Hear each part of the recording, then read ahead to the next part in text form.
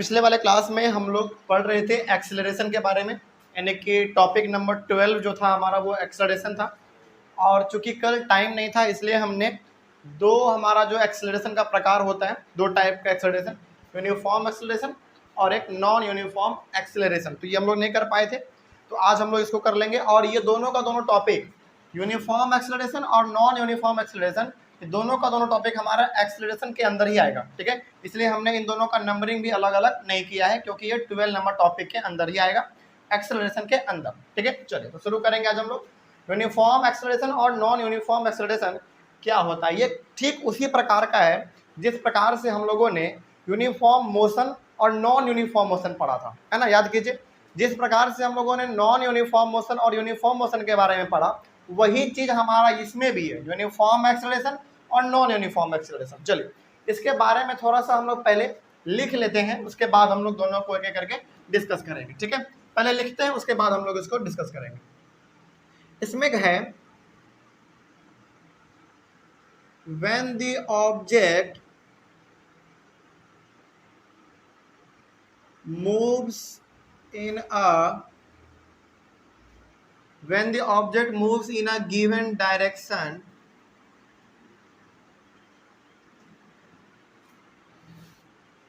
when the object moves in a given direction and its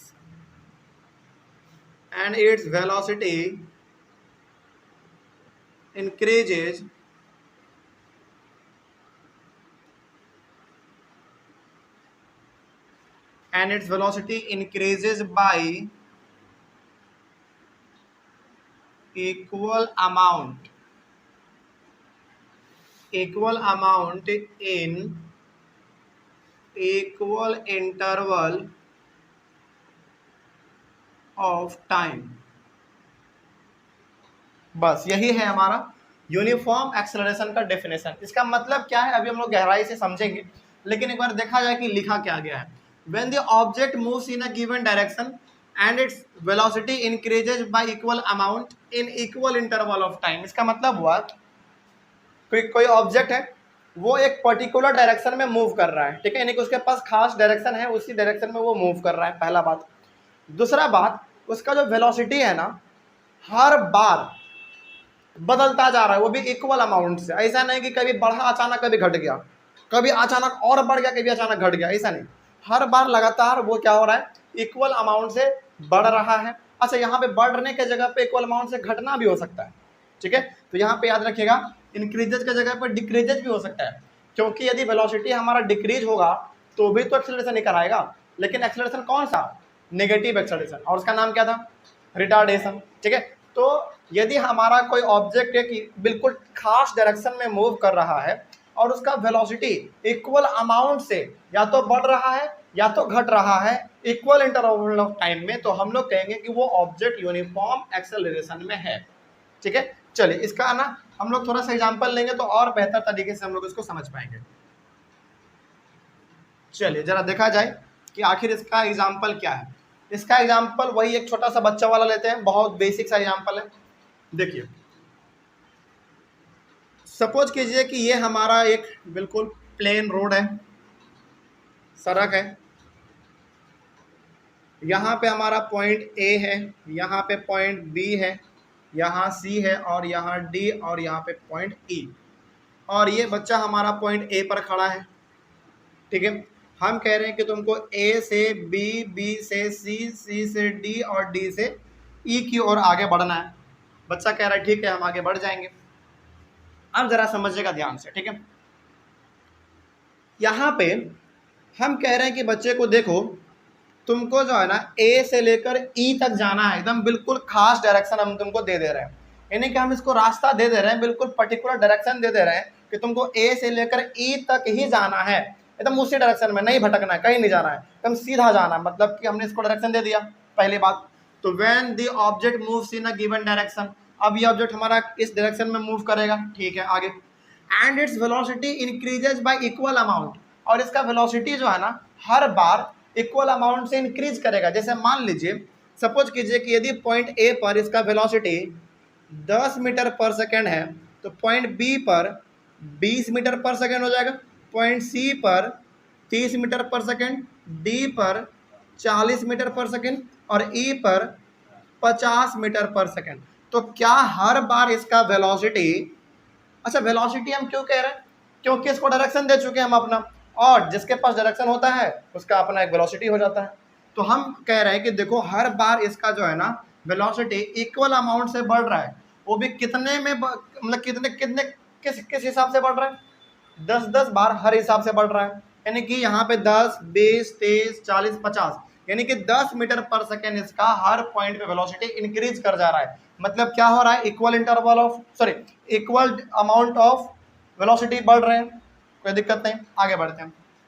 in equal interval of time, in equal interval of time का मतलब हो गया कि मान लीजिए सपोज कीजिए पॉइंट ए से पॉइंट बी पर आने में, मान लीजिए पॉइंट ए से पॉइंट बी पर आने में इसको समय लगता है टोटल 10 सेकेंड का, एग्जांपल के तौर पे बता रहे हैं बस, ठीक है। और बी से सी पर आने में भी इसको 10 सेकेंड का टाइम लगता है मान लीजिए, सी से डी पर आने में भी इसको 10 सेकेंड का टाइम लगता है, उसके बाद फिर डी से ई पॉइंट पर भी इसको आने में 10 सेकेंड का टाइम लगता है। तो यहाँ पे बताया क्या जा रहा है, यहाँ पे बताया ये जा रहा है कि देखो ये जो अपना हर बार वेलोसिटी है ना 10 मीटर पर सेकेंड बढ़ा दे रहा है, और हर बार बढ़ाने में इसको ना मात्र 10-10 सेकेंड का ही वक्त लग रहा है।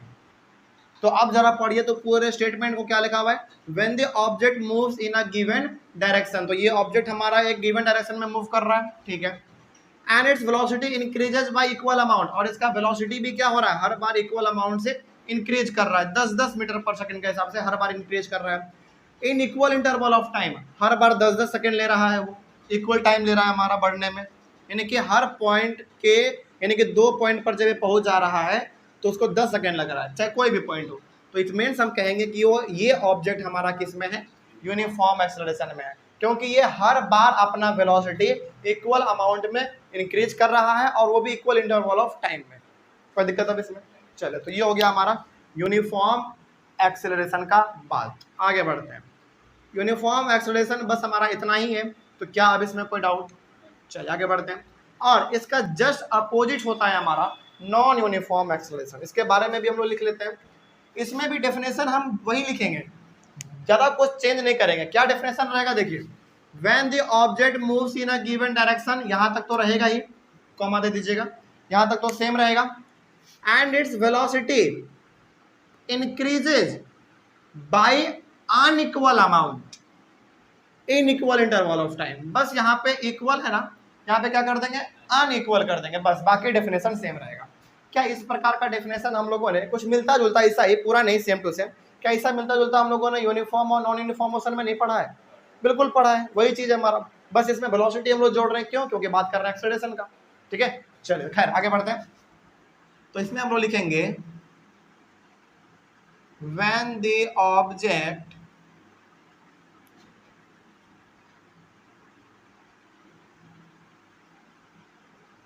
moves in a given direction,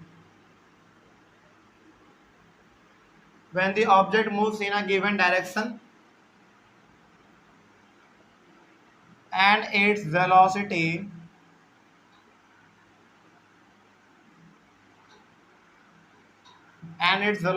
increases by unequal amount in equal interval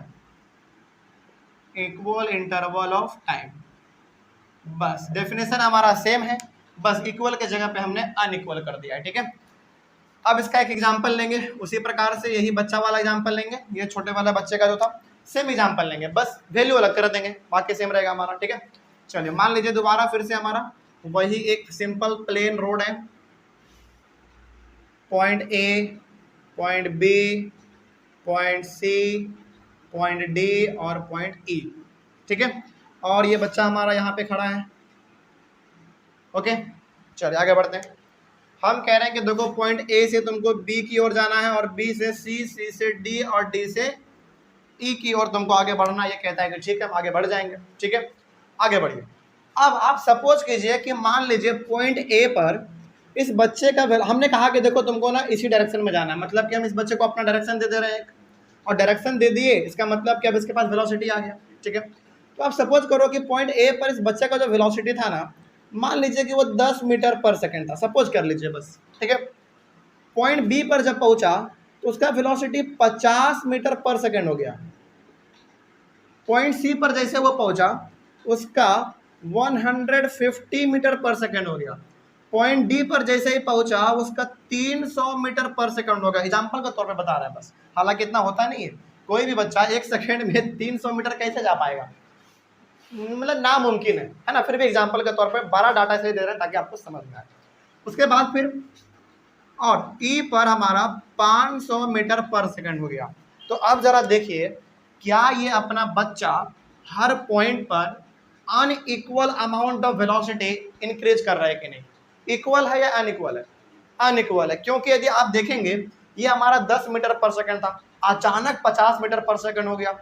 कितने का हो गया डिफरेंस इसमें, 40 का हो गया। 50 के बाद डायरेक्ट फिर 150 हो गया, कितने का डिफरेंस हो गया, 100 का हो गया। देखो 40 के बाद अचानक 100 का डिफरेंस, उसके बाद फिर 150 के बाद डायरेक्ट 300, 150 का डिफरेंस हो गया। 40 का डिफरेंस पहले था, फिर 100 का डिफरेंस हुआ, फिर 150 का डिफरेंस हो गया, फिर आप देखो आगे 200 का डिफरेंस हो गया। इट मीन्स ये बच्चा अनइक्वल अमाउंट ऑफ वेलोसिटी अपना क्या कर रहा है, इंक्रीज कर रहा है। लेकिन अब आप सपोज ये कर लो कि जब जब ये अपने पॉइंट ए से बी पर आया, यानी कि पॉइंट ए से बी पर आया, तो इसको आने में मात्र 10 सेकेंड लगा बस। ठीक है, और यहां से बी से सी पर भी जब आया वो, तो उसमें भी उसको आने में 10 सेकेंड ही लगा बस। उसी प्रकार से सी से डी पर जब आया तो उस समय भी उसको 10 ही सेकेंड लगा, और जब डी से ई पर आया तो उसका भी 10 सेकेंड ही लगा। तो मान लो कि वो क्या कर रहा होगा, बहुत स्पीड से दौड़ रहा होगा, ये कोशिश कर रहा होगा कि हमको ना पॉइंट ए यानी कि पॉइंट एक से दूसरे पॉइंट पर हमको 10 सेकेंड में ही पहुंच जाना है ना। तो समय तो उतना ही लग रहा है हर में 10-10 सेकेंड, लेकिन ये अनइक्वल अमाउंट ऑफ वेलोसिटी क्या कर रहा है, इंक्रीज कर दे रहा है ना। और यही हो गया हमारा non uniform acceleration. Non uniform है। अच्छा एक बात बताइए, सबसे पहले ये अपना बार बार वेलोसिटी चेंज कर रहा है, और चेंज इन वेलोसिटी क्या कहलाता है, एक्सेलरेशन। ये बच्चे के बॉडी में अभी एक्सेलरेशन तो है, लेकिन कैसा वाला, नॉन यूनिफॉर्म वाला। उसी प्रकार से इस बच्चे के बॉडी में भी एक्सेलरेशन है, क्योंकि ये बार बार अपना वेलोसिटी क्या कर रहा है, इक्वल अमाउंट से चेंज कर रहा है, बढ़ा रहा है, इंक्रीज कर रहा है। इसके पास भी एक्सेलरेशन है, लेकिन कैसा वाला एक्सेलरेशन, यूनिफॉर्म वाला। कोई दिक्कत है इसमें। तो यही हो गया हमारा दोनों प्रकार का एग्जांपल। अब इसके डेफिनेशन को जरा एक बार पढ़िए, बिल्कुल समझ में आएगा। When the object moves in a given direction, ये हमारा ऑब्जेक्ट मूव कर रहा है गिवन डायरेक्शन में, यानी कि इधर से इधर की ओर, and its velocity increases by unequal amount. इसका जो वेलोसिटी है वो हर बार क्या हो रहा है, अनइक्वल अमाउंट से इंक्रीज कर रहा है। अच्छा, अनइक्वल अमाउंट से डिक्रीज भी तो कर सकता है, बिल्कुल कर सकता है। तो इंक्रीज और डिक्रीज दोनों हो सकता है। ठीक है, बस हमने यहाँ पे इंक्रीज लिखा है ताकि आपको उतना कंफ्यूजन ना हो। आप डिक्रीज भी लिख सकते हो। ठीक है, in equal interval of time, देखो हर बार उसको 10-10 सेकेंड ही लग रहा है, बस बात खत्म। तो ये दोनों हो गया हमारा यूनिफॉर्म एक्सेलरेशन और नॉन यूनिफॉर्म एक्सेलरेशन। अब इन दोनों में कोई डाउट? चलिए, इतना यदि आपको समझ में आ गया ना, अब एक बहुत ही बेसिक सा सवाल हम आपको बताएंगे। ठीक है, इन एक तरीके से आप कह सकते हैं कि 2 क्वेश्चन हम आपको बताएंगे, और ये दोनों क्वेश्चन लगभग जनरल क्वेश्चन है। ठीक है, क्या क्वेश्चन है देखिए ध्यान से। क्वेश्चन सबसे पहला आप यहाँ पे ये क्रिएट करेंगे, क्वेश्चन नहीं कह सकते हैं, बेसिकली उसको आप सॉल्यूशन ही कह दो, यानी कि आंसर कह दो। क्या है वो बताते हैं। देखिए यहां पे हम पहले एक केस देंगे आपको, केस 1। केस 1 में क्या है जरा देखिए ध्यान से। केस 1 को समझाने के लिए ना हम यहाँ पे आपको एक एग्जाम्पल देते हैं। सबसे पहले एग्जाम्पल एक, वही बच्चा वाला फिर से देंगे एग्जाम्पल।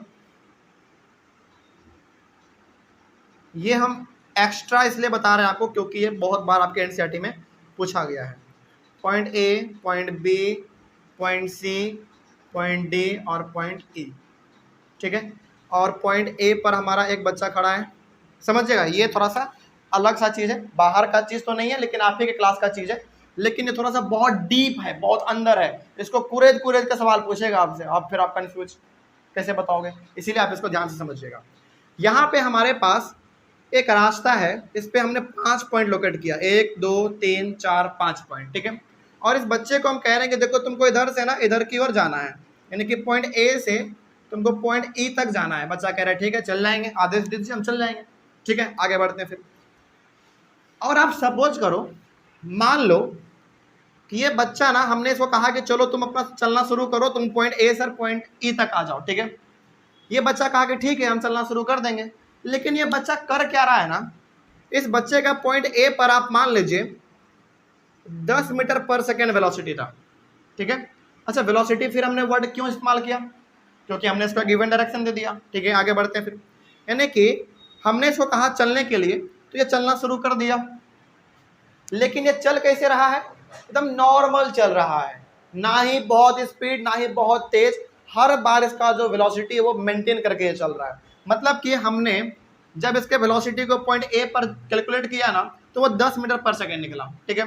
पॉइंट बी पर भी 10 मीटर पर सेकेंड निकला, पॉइंट सी पर भी 10 मीटर पर सेकेंड निकला, पॉइंट डी पर भी 10 मीटर पर सेकेंड निकला, और पॉइंट ई पर भी 10 मीटर पर सेकेंड निकला। इसका मतलब ये हो गया कि ये बच्चा अपना नॉर्मल इस तरीके से चलते चलते आ रहा है, बस, ठीक है। हो सकता है इस बच्चे का मन करा होगा कि चलो आराम से चला जाए, क्या हड़बड़ी है ना। तो अब देखो ये बच्चा अपना वेलोसिटी ना ही इंक्रीज कर रहा है ना ही डिक्रीज कर रहा है। इट मीन्स ये बच्चा हमारा किस वेलोसिटी के साथ चल रहा है, यूनिफॉर्म वेलोसिटी। यूनिफॉर्म का मतलब होता है एक ही गति में, एक ही रफ्तार में, और वेलोसिटी हमने जोड़ दिया क्योंकि मीटर पर सेकेंड है और डायरेक्शन भी है हमारा। इट मीन्स ये बच्चा अभी फिलहाल हमारा यूनिफॉर्म वेलोसिटी के साथ चल रहा है, मतलब कि ये अपने वेलोसिटी को ना ही बढ़ा रहा है ना ही घटा रहा है, नॉर्मली अपना ये चल रहा है, ठीक है। तो अब जरा बताइए कि ये बच्चा अपना वेलोसिटी, मेरे बातों को ध्यान से सुनिएगा, ठीक है, ये बहुत डीप क्वेश्चन है, देखते हैं जवाब दे पाते हैं कि नहीं। ये बच्चा पॉइंट ए से लेकर पॉइंट ई तक जा रहा है, और ये बच्चा अपना वेलोसिटी ना ही डिक्रीज कर रहा है ना ही इंक्रीज कर रहा है। तो मेरा सवाल है कि क्या इस बच्चे के पास एक्सेलरेशन है, हाँ या ना, जरा सोच के जवाब दीजिएगा, ठीक है। ये बहुत गहराई वाला क्वेश्चन है, मतलब बहुत बार ऐसा क्वेश्चन बहुत रेयर केस में मिलता है, और ऐसा क्वेश्चन एक उधर ही बताएंगे अभी हम।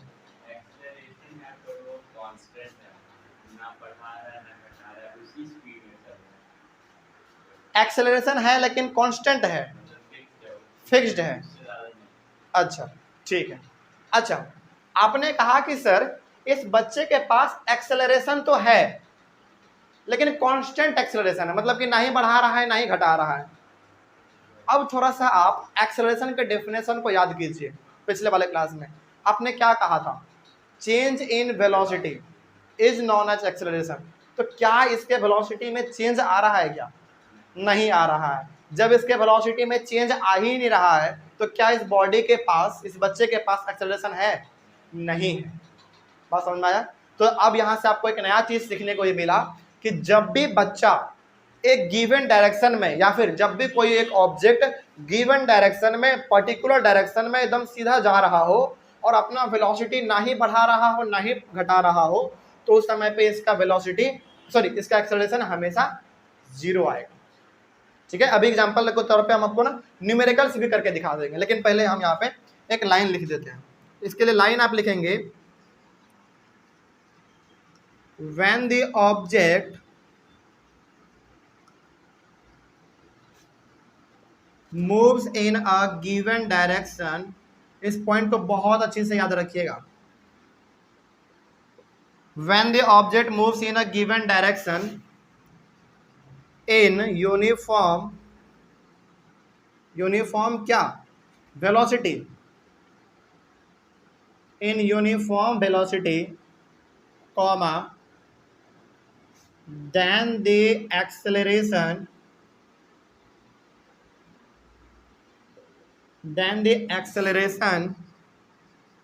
will be 0। यानी कि जब कोई ऑब्जेक्ट एक गिवन डायरेक्शन में मूव करे, वो भी यूनिफॉर्म वेलोसिटी से, ना ही वो अपना वेलोसिटी घटाए ना ही बढ़ाए, उस केस में उस बॉडी के पास, उस ऑब्जेक्ट के पास एक्सेलरेशन 0 होगा, ठीक है। चलिए अब इसका ना थोड़ा सा हम आपको प्रैक्टिकल एग्जांपल भी दिखा देते हैं। जैसे ये बच्चा हमारा पॉइंट ए से लेकर पॉइंट ई की ओर आ रहा था, ठीक है आगे बढ़ते हैं फिर। तो चलो मान लो कुछ देर के लिए हम ना इस दोनों पॉइंट के बीच का एक्सेलरेशन निकालते हैं, ठीक है। मान लीजिए बस इन दोनों पॉइंट के बीच का एक्सेलरेशन निकालते हैं, ठीक है।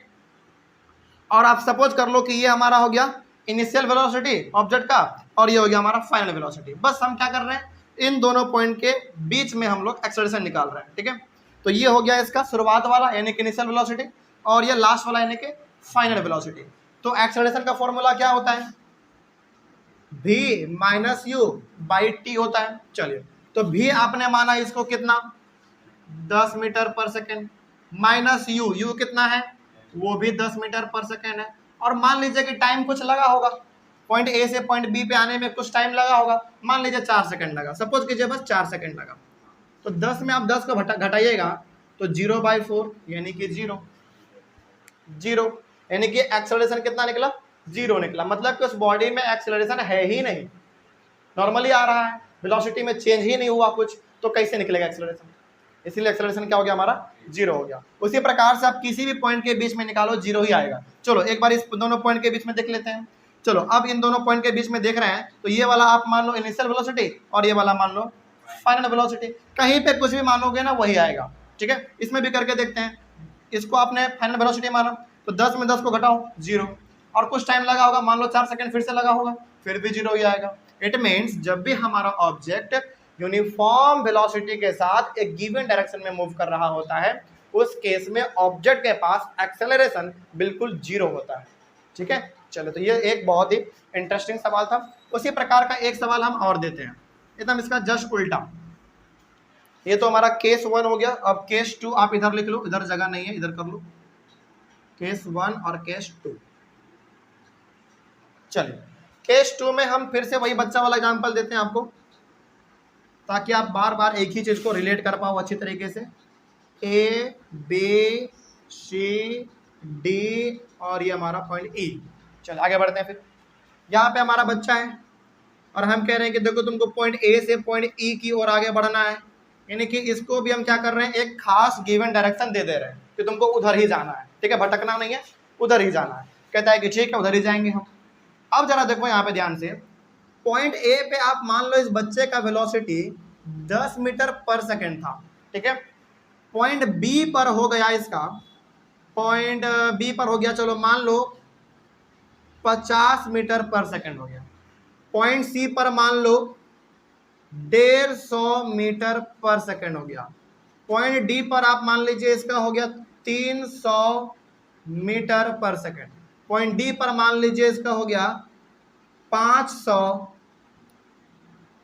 मीटर पर सेकेंड, ठीक है। यानी कि हमने जब ये बच्चा जब हमारा पॉइंट ए से पॉइंट ई की ओर चलना शुरू किया तो हमने इसके वेलोसिटी को पॉइंट ए पर, बी पर, सी पर, डी पर और ई पर कैलकुलेट किया तो इतना हमको नजर आया, ठीक है। आगे बढ़ते हैं। फिर अब इसमें आप पहले ये बताइए कि क्या इस बच्चे का वेलोसिटी हर पॉइंट पर चेंज हो रहा है कि नहीं हो रहा है। बिल्कुल चेंज हो रहा है, और चेंज इन वेलोसिटी ही क्या कहलाता है, एक्सेलरेशन कहलाता है। इट मीन्स इस बच्चे के पास अभी फिलहाल हमारा एक्सेलरेशन है, ठीक है। लेकिन क्या ये यूनिफॉर्म वेलोसिटी है या नॉन यूनिफॉर्म वेलोसिटी है? नॉन यूनिफॉर्म वेलोसिटी है। यूनिफॉर्म वेलोसिटी का मतलब होता है कि ना ही वो अपना वेलोसिटी घटा रहा है ना ही बढ़ा रहा है, बिल्कुल एक ही वेलोसिटी के साथ चल रहा है। लेकिन इसमें तो ये अपना वेलोसिटी बार बार इंक्रीज कर रहा है। यहाँ पे 10 मीटर अचानक 50 हो गया, अचानक फिर 150 हो गया, फिर अचानक 300, फिर अचानक 500 हो गया, है ना। चलिए तो ये हो गया हमारा नॉन यूनिफॉर्म वेलोसिटी, कोई दिक्कत इसमें? तो अब इसमें आपको एक चीज लिखना क्या होता है, लाइन इसका जस्ट अपोजिट लिखना होता है। तो इसमें हमारा एक्सेलरेशन होगा इस बॉडी के पास, बिल्कुल होगा। पता कर लेते हैं। जैसे मान लीजिए कि मेरा मन कर रहा है इन दोनों पॉइंट के बीच का एक्सेलरेशन निकालने का, तो आप सपोज कर लो कि ये वाला हो गया हमारा इनिशियल वेलोसिटी और ये वाला हो गया हमारा फाइनल वेलोसिटी। तो फाइनल कितना है 50, इनिशियल कितना है 10, डिवाइड करेंगे टाइम से। मान लो यहाँ से ए पॉइंट से बी तक पहुंचने में मान लो कि 4 सेकंड लग गया, बस कुछ भी हम टाइम में ले सकते हैं, बस एग्जांपल के तौर पे आपको बता रहे हैं। आप इसको माइनस करो कितना आएगा 40/4 यानी कि कितना 13 मीटर पर सेकेंड स्क्वायर आ गया, यानी कि कुछ तो वैल्यू आया एक्सेलरेशन का। इट मीन्स इस ऑब्जेक्ट के पास एक्सेलरेशन है। उसी प्रकार से किसी भी दो पॉइंट के बीच में अब आप एक्सेलरेशन निकालोगे तो बिल्कुल निकलेगा, क्योंकि वेलोसिटी हमारा बार बार क्या हो रहा है, चेंज हो रहा है। तो भी में यू को माइनस करोगे कुछ ना कुछ तो वैल्यू आएगा, लेकिन इसमें कोई वैल्यू नहीं आएगा, हर बार इसमें जीरो ही आएगा। ठीक है, चलो तो ये हम एग्जाम्पल एक आपको दे रहे थे। चलो तो अब इसमें लिखना क्या है वो बहुत इंपॉर्टेंट है। इसमें लिखना है कि when the object moves in a given direction,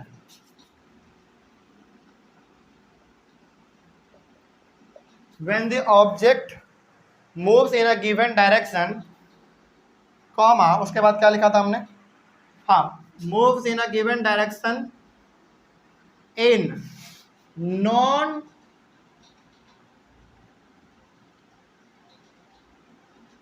non uniform velocity, comma, then the acceleration, क्या लिखा हमने, when the object moves in a given direction in non uniform velocity, then the acceleration will be कितना होगा acceleration, कुछ भी तो होगा, तो उसके जगह पे क्या लिख सकते हैं, then the acceleration will be something, कुछ भी होगा, मतलब यहाँ पे एक्सेलरेशन का वैल्यू यहाँ पे कुछ भी आ सकता है लेकिन आएगा जरूर। ठीक है, चलो तो ये हो गया हमारा दो बहुत ही इंपॉर्टेंट पॉइंट। तो अब आप क्या करिएगा, देखिए बताते हैं ध्यान से। कल तक आपने जो एक्सेलरेशन वाला टॉपिक लिखा था लास्ट के बाद ये आप लिखेंगे यूनिफॉर्म एक्सेलरेशन यहाँ से लेकर यहाँ तक, उसके बाद फिर इसके नीचे से आप लिखेंगे नॉन यूनिफॉर्म एक्सेलरेशन यहाँ से यहाँ तक, यहाँ हो गया। उसके बाद फिर आप केस 1 ये पूरा लिख देंगे, उसके बाद फिर ये केस 2 भी लिख देंगे। ठीक है, ये बहुत स्पेशल केस था, कोई दिक्कत अब इसमें। चलिए तो ऑनलाइन वाले बच्चे सबसे पहले आप लोग एक बार इसका स्क्रीनशॉट लीजिए। तो ये हो गया हमारा एक्सेलरेशन टॉपिक कंप्लीटली खत्म।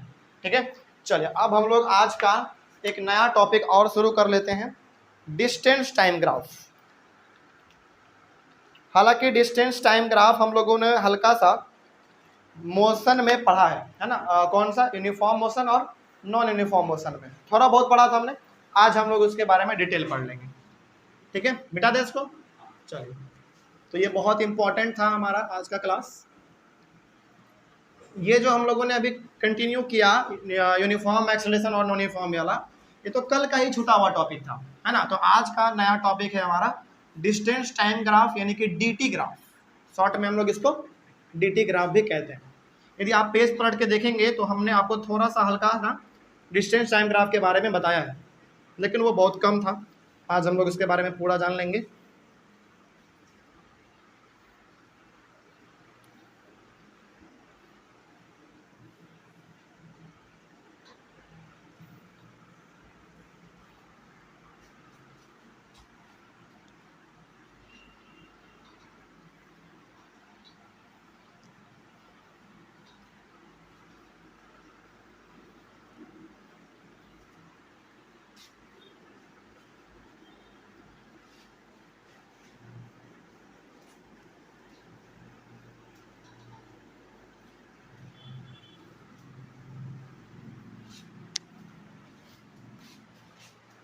देखिए, distance time graph,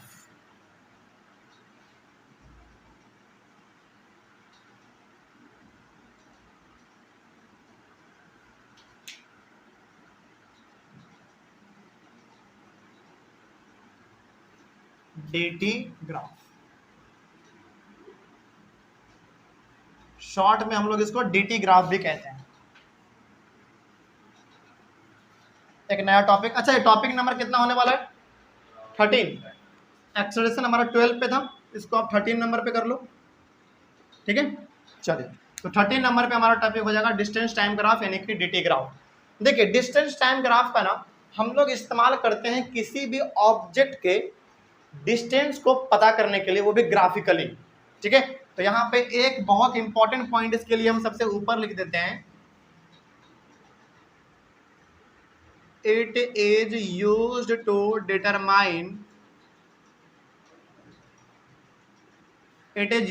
determine the speed of an क्या कहा हमने, यानी कि डिस्टेंस टाइम ग्राफ का इस्तेमाल हम लोग किसी भी ऑब्जेक्ट के स्पीड को पता करने के लिए करते हैं, वो भी ग्राफिकली। ठीक है, चलो तो अब यहाँ से आपको ये मालूम, अच्छा अब आपको ये तो सबसे पहले पता होना चाहिए ना कि डिस्टेंस टाइम ग्राफ हम लोग अपने चैप्टर में मोशन में पढ़ते हैं, लेकिन उसको किस लिए पढ़ते हैं, क्यों पढ़ते हैं? तो क्यों पढ़ते हैं, ताकि हम लोग किसी भी ऑब्जेक्ट के डिस्टेंस नहीं, अच्छा हमने डिस्टेंस कहा था क्या, स्पीड, यानी कि हम लोग मोशन चैप्टर के अंदर डिस्टेंस टाइम ग्राफ इसलिए पढ़ते हैं ताकि किसी भी ऑब्जेक्ट के स्पीड को पता किया जा सके, वो भी ग्राफिकल, इसीलिए हम लोग इसको पढ़ते हैं। ठीक है, तो वही यहाँ पे लिखा हुआ था, it is used to determine the speed of an object. अब कैसे पता करते हैं, इसके लिए हमको पढ़ना पड़ेगा 3 केस। चलिए एक एक करके तीनों के बारे में हम लोग पढ़ेंगे आज। सबसे पहले केस 1, इसी प्रकार से आप लोग भी लिखेंगे। ठीक है, केस 1 है हमारा,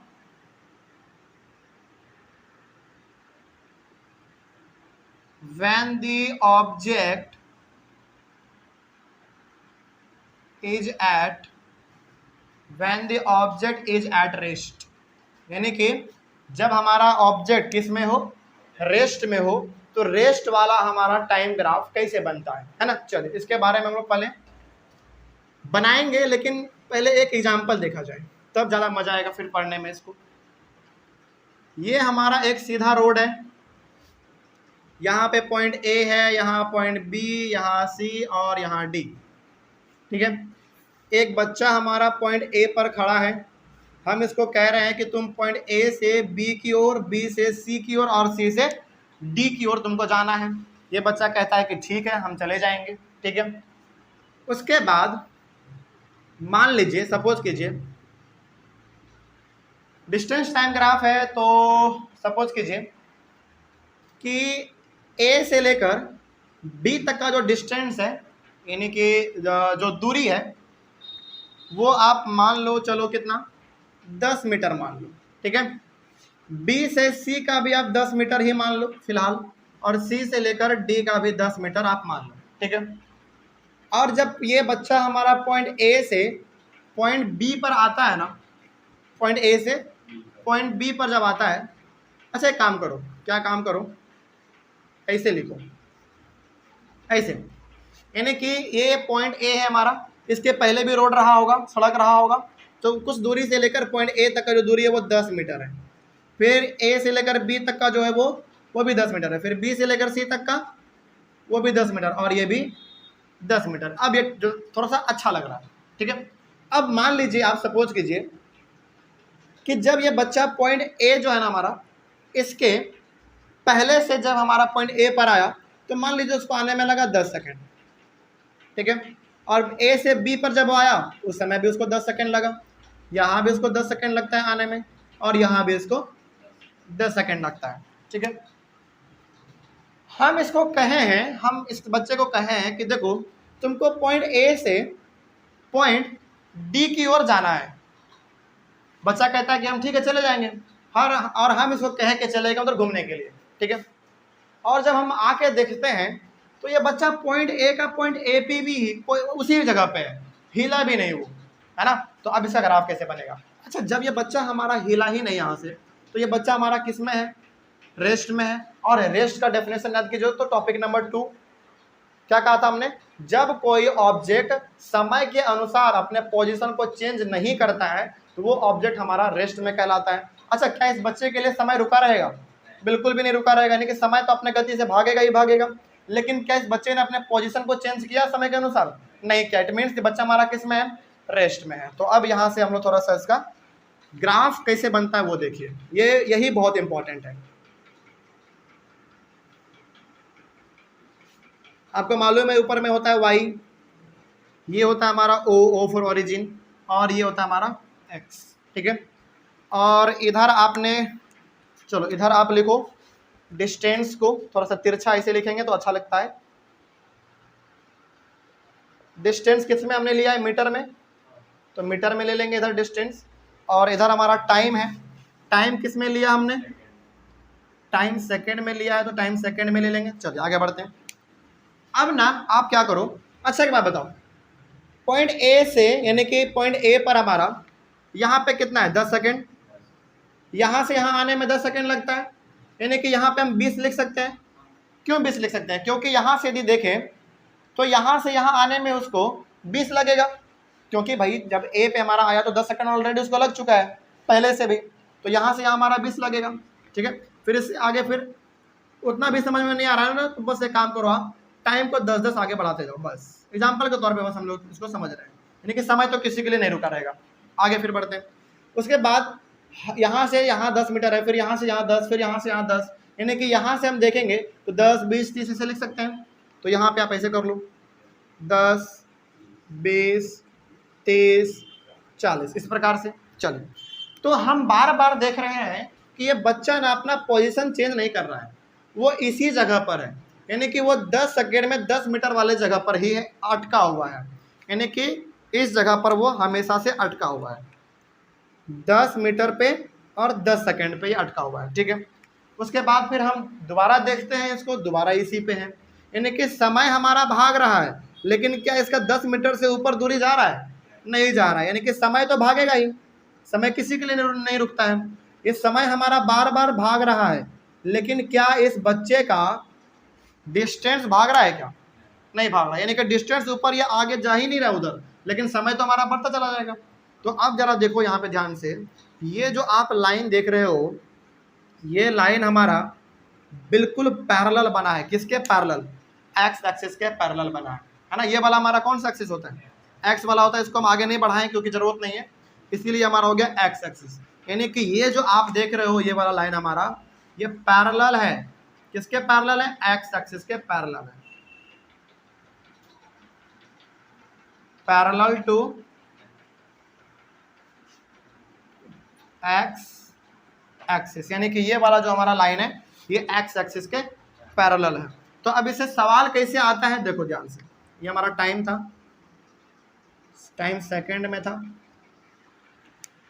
सवाल इसमें कैसे आएगा? इसमें कहेगा कि बताओ distance time graph, distance time graph के अंदर हमको ये तुम रिप्रेजेंट ग्राफिकली करके दिखाओ कि जब कोई ऑब्जेक्ट रेस्ट में रहेगा उसका ग्राफ कैसा बनेगा। उसका ग्राफ ऐसा बनेगा। ठीक है, तो इसमें ना कभी कभी आपको सिंपली ऐसे कहेगा कि डिस्टेंस टाइम ग्राफ के थ्रू कोई ऑब्जेक्ट रेस्ट में है उसको ग्राफ पे रिप्रेजेंट करके बताओ, तो ऐसे बताएंगे। या फिर कभी कभी क्या करेगा, सेम टू सेम यही ग्राफ ही आपको दे देगा, सेम टू सेम, और बोलेगा कि बताओ ये ग्राफ हमारा कौन सा है। तो आपको बताना पड़ेगा कि अच्छा ये ग्राफ हमारा एक्स एक्सिस के पैरेलल है, मतलब कि ऑब्जेक्ट हमारा अभी फिलहाल किसमें? रेस्ट में। तो ये दोनों प्रकार से सवाल पूछा जा सकता है पलट के। ठीक है, चलिए, तो इसमें हम लोग एक पॉइंट लिखेंगे लास्ट में, ये बहुत इंपॉर्टेंट है। When the graph is parallel, when the graph is parallel to x axis, then the object is in rest position। यानी कि यदि हमारा ग्राफ एक्स एक्सिस के पैरेलल आता है तो उस केस में हमारा ऑब्जेक्ट किस पोजीशन में है? रेस्ट पोजीशन में है। तो ये हो गया हमारा पहला वाला केस। क्या इसमें कोई दिक्कत? चलिए आगे बढ़ते हैं। उसके बाद केस नंबर 2 है हमारा, जब हमारा ऑब्जेक्ट यूनिफॉर्म मोशन में हो। और यूनिफॉर्म मोशन का ग्राफ आपको मालूम है जैसा हमने बनाया था। चलिए, तो यहाँ पे अब आप लिखेंगे केस 2। केस 2 में लिखेंगे व्हेन द ऑब्जेक्ट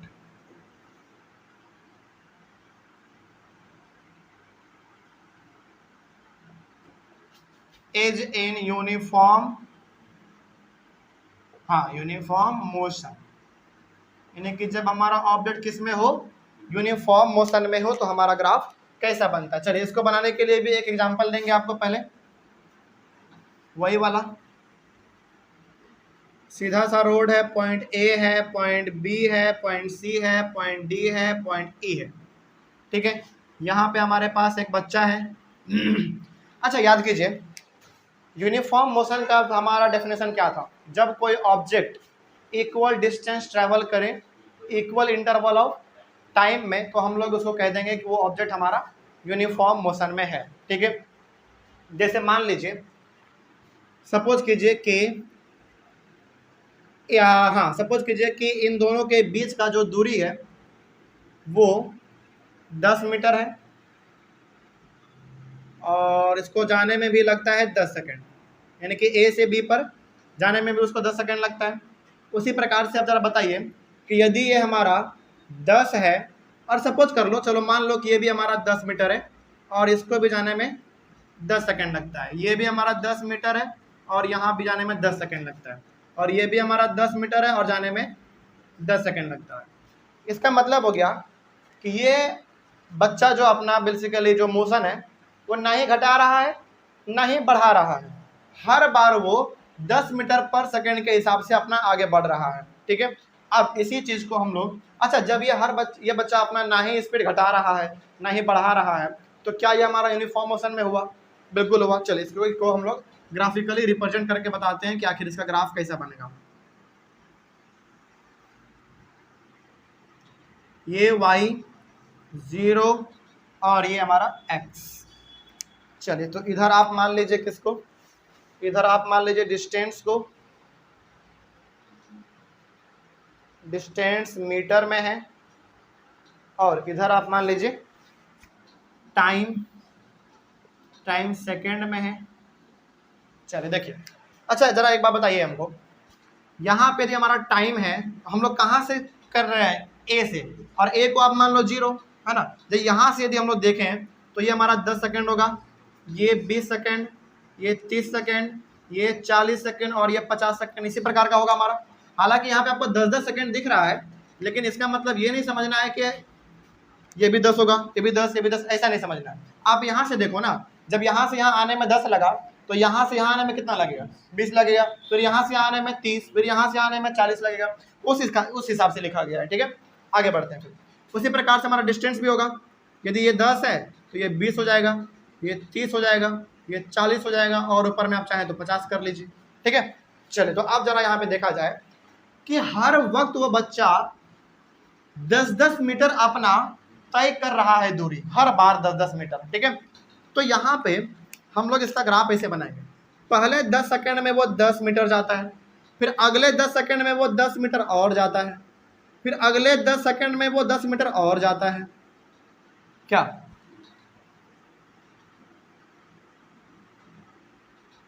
फिर हाँ, उसके बाद फिर अगले 10 सेकंड में फिर वो 10 मीटर और जाता है।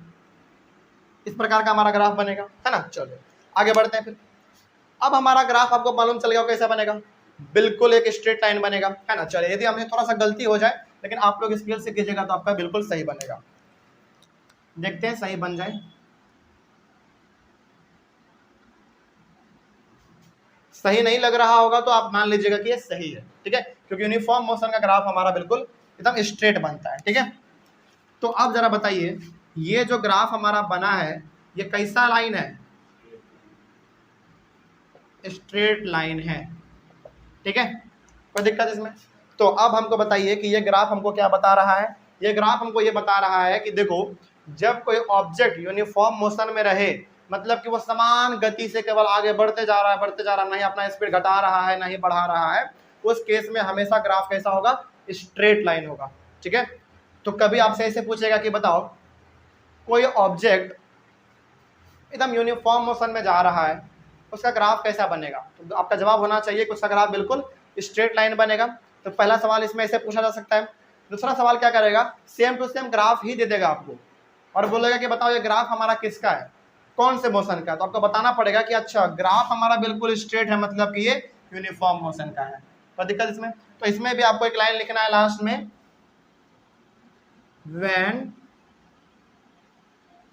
when the object, sorry, when the object नहीं, when the graph is a,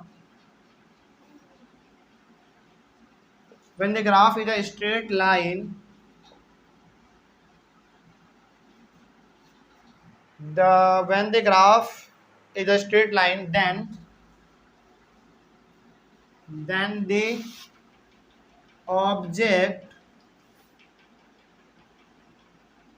is in uniform motion, यानी कि यदि हमारा ग्राफ जो है ना एक स्ट्रेट लाइन है तो ऑब्जेक्ट हमारा यूनिफॉर्म मोशन में है। कोई दिक्कत है इसमें? अच्छा, यहाँ पे हमने आपको कहा था कि dt ग्राफ का यानी कि डिस्टेंस टाइम ग्राफ का हम लोग इस्तेमाल करते हैं स्पीड निकालने के लिए, है ना। स्पीड निकालना यदि हम लोग, चलो स्पीड निकालते हैं, देखते हैं कि कैसे आखिर इसमें स्पीड निकलता है। ठीक है, जैसे सपोज कीजिए कि कोई आपसे कह रहा है कि देखो तुम ना हमको इस पॉइंट और इस पॉइंट के बीच का स्पीड निकाल के बताओ। ठीक है, जरा समझिएगा, ग्राफ में ऐसे ही पूछता है सवाल। ये ग्राफ दे देगा और आपको कहेगा कि चलो इस पॉइंट का और इस पॉइंट के बीच में जब हमारा ऑब्जेक्ट जा रहा था तो इस पॉइंट और इस पॉइंट के बीच में ऑब्जेक्ट का स्पीड क्या था। तो आप मान लो कि ये हमारा पॉइंट ए है और ये हमारा पॉइंट बी है। तो इस ए बी पॉइंट के बीच में आपको बताना है कि उस ऑब्जेक्ट का यानी कि इस बच्चे का स्पीड क्या था। तो इसका तरीका होता है बनाने का, देखिए ध्यान से। करना क्या है, सबसे पहले आपको नीचे वाले पॉइंट से बिल्कुल आप एक पैरेलल एकदम सीधा लाइन इसको ऐसे मिला दो इस तरीके से। ठीक है, और इसको आप मान लो S2 और इसको मान लो S1। S2 और S1 क्यों माना जाता है, इसके पीछे भी लॉजिक है, अभी बताएंगे। अब जरा देखिए, ऊपर में हमारा क्या था, डिस्टेंस, और डिस्टेंस के ऊपर वाले में यानी कि आपने इस पॉइंट को मान लिया S2 और यहाँ पे आपने इसको मान लिया S1, और नीचे हमारा क्या है, टाइम है। तो अब आप क्या करो, इस वाले टाइम को मान लो T2 और इसको मान लो T1। ठीक है, तो अब ये हम आखिर ऐसा कर क्यों रहे हैं, हमको निकालना है स्पीड। और याद कीजिए टॉपिक जब हमने आपको स्पीड पढ़ाया था तो स्पीड का फॉर्मूला आपने बताया था, speed is equals to distance by time, यही आपने बताया था। और हमने कहा था कि यदि आपको स्पीड पूरा लिखने का मन नहीं कर रहा है तो आप सिंपली क्या लिखो, स्मॉल v लिखो, और डिस्टेंस भी लिखने का मन नहीं कर रहा तो स्मॉल s लिख दो, और टाइम भी लिखने का मन नहीं कर रहा है तो आप स्मॉल t लिख दो, यही चीज है। तो अब यहाँ पे जो आप s देख रहे हो ये हमारा किसके लिए है, डिस्टेंस के लिए है। तो यहाँ पे S2 और S1 हमारा किसके लिए हुआ, डिस्टेंस के लिए हुआ, और t हमारा यहाँ पे T2 और T1 किसके लिए हुआ, टाइम के लिए हुआ। तो अब इसको अप्लाई कैसे करना होता है आप ये भी जरा सीख लो। देखो ध्यान से, यहाँ पे आपको लिखना है s का वैल्यू, है ना, यानी कि आपको निकालना क्या है, v का वैल्यू निकालना है, यानी कि स्पीड निकालना है। तो आपको यहाँ पे लिखना पड़ेगा s का वैल्यू। s का वैल्यू का सिंपल सा मतलब है S2 में S1 को माइनस करो। तो S2 जरा देखो तो कितना था, 30, और S1 कितना था, 20। तो 30 में 20 को माइनस करेंगे तो 10 आएगा, 10 मीटर आ जाएगा, डिवाइडेड बाई, अब t यहाँ पे है तो यहाँ पे भी क्या करना है आपको, T2 में T1 को माइनस करना है। तो T2 आपका 30 है और T2 आपका 20 है, तो 30 में 20 को माइनस करो, 10 आएगा। तो यहाँ पे हमारा हो गया 10 सेकेंड। यानी कि ये हो गया कि यहाँ पे आपको क्या करना होता है, बेसिकली s निकालने के लिए S2 में S1 को माइनस करना पड़ता है, और ये दोनों स्मॉल s याद रखिएगा। उसी प्रकार से T2 में T1 को माइनस करना पड़ता है। तो अब इसको आप सॉल्व करो, कितना आएगा, 1 मीटर पर सेकेंड। इसका मतलब ये हो गया कि हमारा जब ये बच्चा इस पॉइंट से इस पॉइंट पे आ रहा था उस समय पे आने का इस बच्चे का जो स्पीड था वो 1 मीटर पर सेकेंड था, मतलब कि 1 सेकेंड में वो बच्चा 1 मीटर चल जा रहा था। बिल्कुल सही बात भी है। अच्छा, आप जरा खुद सोचो कि जब ये बच्चा 10 मीटर 10 सेकेंड में जा रहा है तो 1 मीटर 1 सेकेंड में जाएगा, बिल्कुल ऑब्वियस सी बात है, तो हमारा निकल गया। तो इस तरीके से हम लोग ग्राफ का स्पीड निकालने में इस तरीके से इस्तेमाल करते हैं। ठीक है, अच्छा जरा बताइए, इस वाले ग्राफ में इस बच्चे का स्पीड कितना है, 0 है, क्योंकि बच्चा रेस्ट में है, बच्चा रेस्ट में है, टाइम तो बीत रहा है, लेकिन क्या स्पीड या डिस्टेंस यानी कि ये अपना डिस्टेंस ट्रेवल कर रहा है, नहीं कर रहा है, मतलब कि ये बच्चा रेस्ट में है, बात खत्म। ठीक है, चलिए उसी प्रकार से हम लोग, हमारा एक और बच रहा है इसमें, हाँ ऑनलाइन वाले बच्चे, सबसे पहले आप लोग एक बार इसका स्क्रीनशॉट लीजिए। इसमें हमारा एक लास्ट बच रहा है केस नंबर 3, वो भी हम लोग थोड़ा सा तुरंत डिस्कस कर लेते हैं।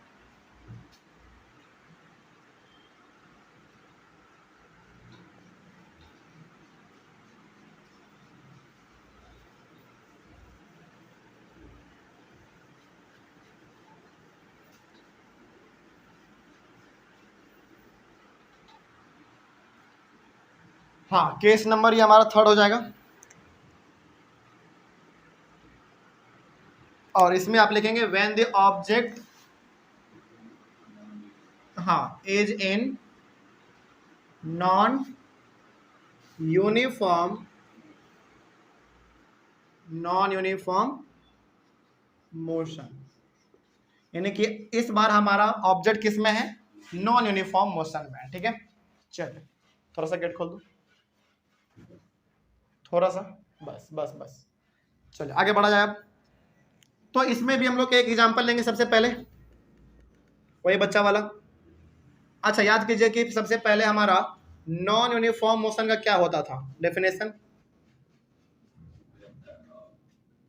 ये होता था कि जब ऑब्जेक्ट अनइक्वल डिस्टेंस ट्रेवल करे इक्वल इंटरवल ऑफ टाइम में। तो मान लीजिए कि हमारा ए से बी का जो दूरी है वो 10 मीटर है, बी से सी का जो दूरी है वो 50 मीटर है, सी से डी का जो दूरी है वो 150 मीटर है, और डी से ई का जो है वो कितना है, 250 300 मीटर मान लो, 300 मीटर आप मान लीजिए। ठीक है, चलो एक काम करते हैं, ऐसे नहीं करो, इसमें ना फिर दिक्कत हो जाएगा, ग्राफ में प्लॉटिंग करने में दिक्कत हो जाएगा, थोड़ा सा बड़ा हो जाएगा, इसलिए छोटा छोटा यूनिट लेते हैं। जैसे 10 के बाद आप ले लो इसमें 30 के बाद ले लो 60 के बाद ले लो 80 नहीं लो 90 ले लो, 90 मीटर। ठीक है, यानी कि ये हमारा, चलो यहाँ पे एक बच्चा भी बना लेते हैं। बच्चा मान लो हमारा पॉइंट ए पर है, ये एग्जाम्पल है, और ये बच्चा हमारा पॉइंट ए पर है। हम इसको कह रहे हैं कि चलो तुम ए से पॉइंट ई की ओर आगे बढ़ो, ये कह रहा है कि ठीक है आगे बढ़ जाएंगे। अब जरा आप देखो, पॉइंट ए से बी के बीच में 10 मीटर है, बी से सी के बीच में हमारा दूरी 30 है, फिर 60 है, और फिर हमारा इसमें 90 है, यानी कि क्या अनइक्वल डिस्टेंस है, बिल्कुल है। तो और इसमें आप मान लो इसको जाने में 10 सेकेंड लगता है, इसको भी जाने में 10 सेकेंड लगता है, इसको भी 10 सेकेंड, और इसको भी 10 सेकेंड, क्योंकि आप नॉन यूनिफॉर्म मोशन का डेफिनेशन पढ़ेंगे तो उसमें एकदम साफ साफ लिखा हुआ है, unequal distance in equal interval of time, यानी कि डिस्टेंस अनइक्वल होगा चलेगा, लेकिन टाइम अनइक्वल नहीं होना चाहिए। ठीक है, चलिए तो अब इसी को हम लोग थोड़ा सा ग्राफिकली रिप्रेजेंट करते हैं।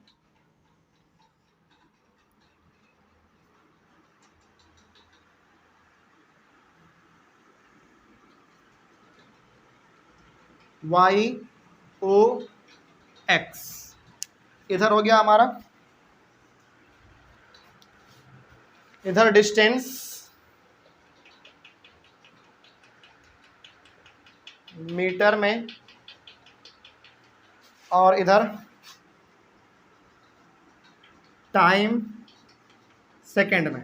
तो टाइम को हम लोग यहाँ पे 10-10 है तो 10 20 30 ऐसे लिख सकते हैं, 10 20 30 40।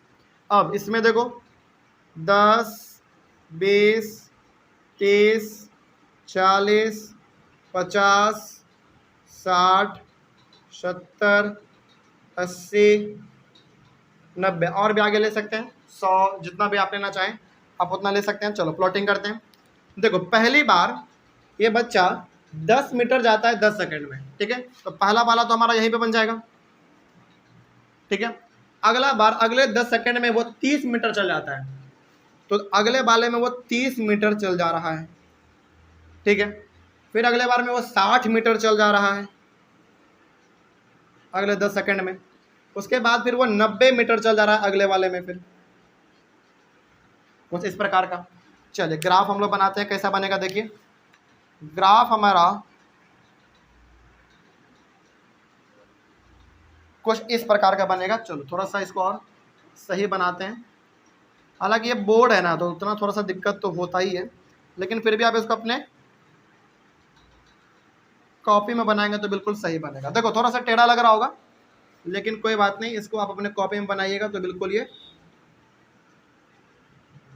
देखो इसको सीधा नहीं समझना है, ये थोड़ा सा हमसे यदि सीधा बन गया हो तो उसके लिए कोई दिक्कत नहीं है, लेकिन आप इसको कर्व समझेंगे कुछ इस प्रकार का, देखिए इस प्रकार का कुछ। ठीक है, चलो ऐसा ही आप समझेंगे। तो ये हमारा कैसा होता है, कर्व्ड लाइन होता है। तो यहां से अब आपको मालूम चल गया कि जब भी हमारा ऑब्जेक्ट किसमें हो, नॉन यूनिफॉर्म मोशन में हो, उसमें हमारा ग्राफ कैसा बनता है, कर्व्ड लाइन बनता है। तो आपसे सवाल ये पूछा जा सकता है कि बताइए जब कोई ऑब्जेक्ट नॉन यूनिफॉर्म मोशन में हो तो ग्राफ कैसा बनेगा, कर्व्ड लाइन बनेगा। अच्छा, या फिर कभी कभी क्या करेगा, कर्व्ड लाइन वाला ग्राफ ही आपको दे देगा और पूछेगा कि बताओ ये ग्राफ हमारा किस मोशन का है, तो हमारा नॉन यूनिफॉर्म मोशन का है। ठीक है, तो यहाँ पे अब आप एक लाइन लास्ट में लिखिएगा, when the graph is curved line, when the graph is curved line, then the THEN है, then the object is in non uniform motion. कोई दिक्कत इसमें? चलो, तो ये हमारा हो गया। अच्छा, क्या इसमें भी यदि आपको कोई बोल दे कि इस पॉइंट और इस पॉइंट के बीच का स्पीड निकाल के बताओ तो क्या निकल जाएगा?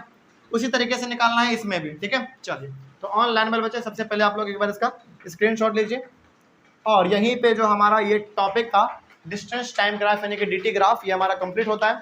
और इसमें बेसिकली हमारा 3 केस बनता है, जब ऑब्जेक्ट हमारा रेस्ट में हो, जब यूनिफॉर्म मोशन में हो और जब नॉन यूनिफॉर्म मोशन में हो। तो तीनों का ग्राफ आपको मालूम चल गया। चलो, तो हम लोगों का टॉपिक के खत्म होता है। हम लोग अपने अगले वाले क्लास में मिलेंगे, कुछ और नए टॉपिक को शुरू करेंगे, क्योंकि अभी थोड़ा सा हमारा एक क्लास 3-4 क्लास और चलेगा, उसके बाद फिर न्यूमेरिकल्स चलेगा। तो थोड़ा सा लंबा क्लास है, बेसिकली लंबा है लेकिन मजेदार भी तो है।